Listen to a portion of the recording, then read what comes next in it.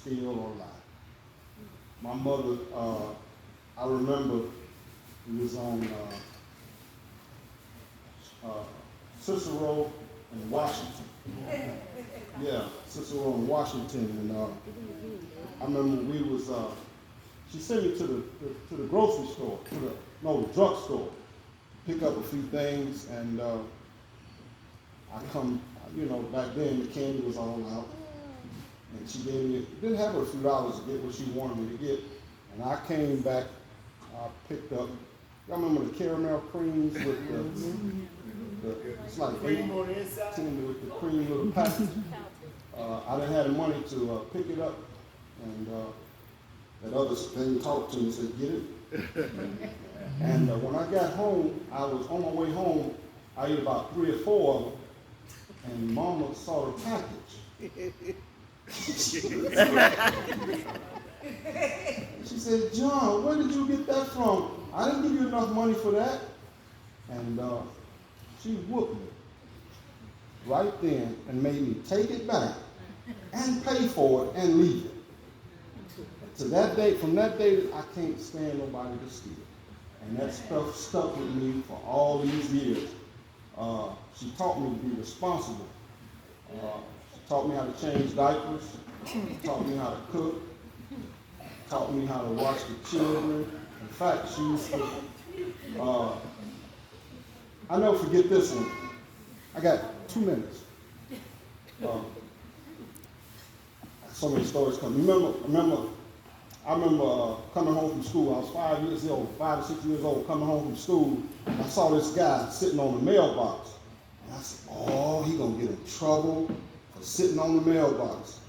And while I was coming home, and then I saw army tanks coming down the street.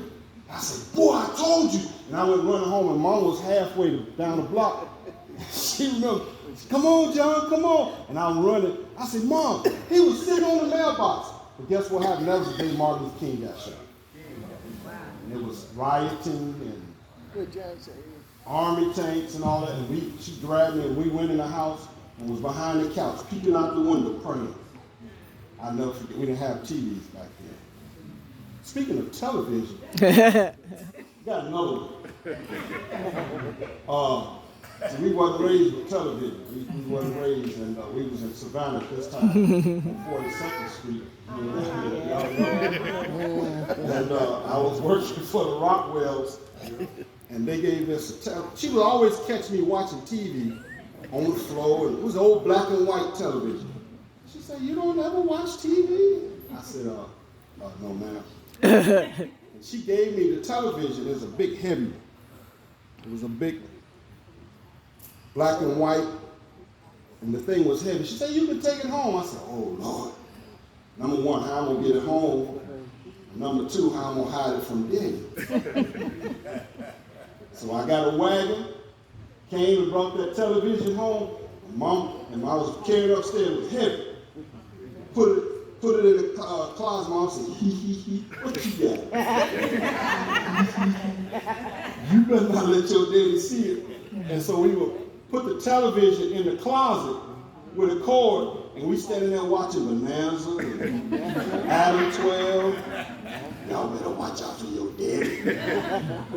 And she's standing to the door. Y'all don't need to be watching TV, but she's standing there. Move over. I can't see you.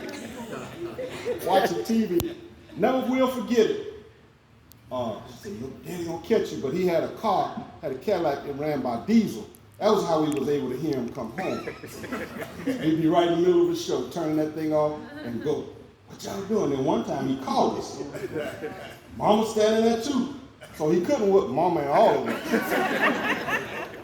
So I don't know what happened. The Holy Ghost changed his mind. From that day to this day, we got television in every room. Another story. Living in Chicago. It's all coming to me now. Living in Chicago, I was about 9, 10 years old, and I went to school.